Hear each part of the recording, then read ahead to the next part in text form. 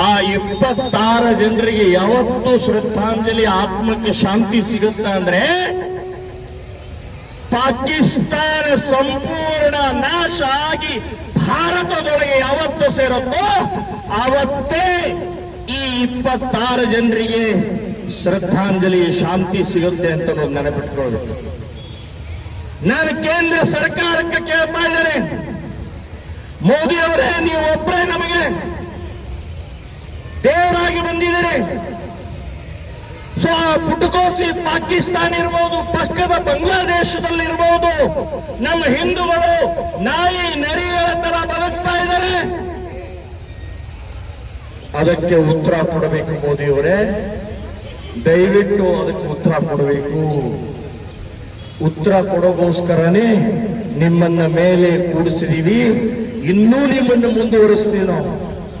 ಆದರೆ ಇವೆರಡೂ ದೇಶ ಹಿಂದೂಗಳಿಗೆ ನಮ್ಮ ದೇಶದಲ್ಲಿ ಮಾಡ್ತಾ ಇರುವಂತಹ ಇಸ್ಲಾಮಿಕ್ ಭಯೋತ್ಪಾದನೆ ಕೊಬ್ಬ ಕೊಡ್ತಾ ಇರುವಂತಹವರಿಗೆ ನೀವು ಉತ್ತರ ಕೊಟ್ಟರೆ ಮಾತ್ರ ನಾವು ಬದುಕ್ತೀವಿ, ಇವರಿಗೆ ಶಾಂತಿ ಸಿಗುತ್ತೆ.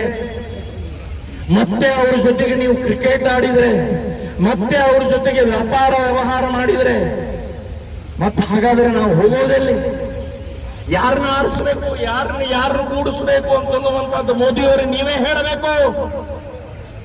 ಸೊ ನಮ್ಮ ದೇಶವನ್ನು ಉಳಿಸೋಗೋಸ್ಕರ ಇವತ್ತಿನ ಈ ಶ್ರದ್ಧಾಂಜಲಿಯ ಸಭೆಯನ್ನ ನಾವೆಲ್ಲರೂ ಒಟ್ಟಿಗೆ ಮಾಡ್ತಾ ಇರೋದು ಕಣ್ಣೀರು ಸುರಿಸಕ್ಕಲ್ಲ, ರಕ್ತ ಕಣ್ಣೀರನ್ನು ಸುರಿಸಬೇಕಾಗಿದೆ.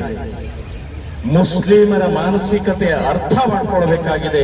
ಸಾವಿರ ವರ್ಷದ ದಾಳಿಯ ಹಿನ್ನೆಲೆಯಲ್ಲಿ ಲಕ್ಷ ದೇವಸ್ಥಾನ ಕಳ್ಕೊಂಡಿವಿ, ಕೋಟಿ ಹಿಂದೂಗಳ ಕಗ್ಗೊಲೆ ರಕ್ತ ಹರಿತು.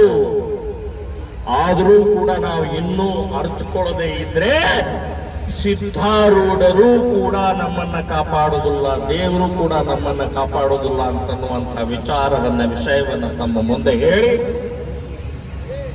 ಇವತ್ತು 26 ಜನರ ಆ ಬಲಿದಾನ ಮರೆಯೋದು ಬೇಡ. ದಯವಿಟ್ಟು ಎಲ್ಲರೂ ಕೂಡ ನೆನಪಿಟ್ಟುಕೊಂಡು ಇದಕ್ಕೆ ಕಾರಣಕರ್ತರು ಯಾರು, ಇದು ಯಾಕಾಯ್ತು, ಮುಂದೆ ಆಗದೇ ಇರೋದಕ್ಕೆ ನನ್ನ ಪಾತ್ರ ಏನು, ಸಂಘಟಕರು, ಪೊಲೀಸರು, ಮಿಲಿಟರಿ ಇವರು ಮಾಡೇ ಮಾಡ್ತಾರೆ, ಆದ್ರೆ ನನ್ನ ಪಾತ್ರ ಏನು? ಮಠಕ್ಕೆ ಬಂದು ನಮಸ್ಕಾರ ಮಾಡಿ ಹೋಗೋದು ಅಷ್ಟೇನಾ, ಅಥವಾ ದೇಶ ಧರ್ಮಕ್ಕೋಸ್ಕರ ನನ್ನ ಪಾತ್ರ ಏನು ಅಂತ ಹೇಳಿ ಪ್ರತಿಯೊಬ್ಬರು ಯೋಚನೆ ಮಾಡುವಂತ ಸಂದರ್ಭ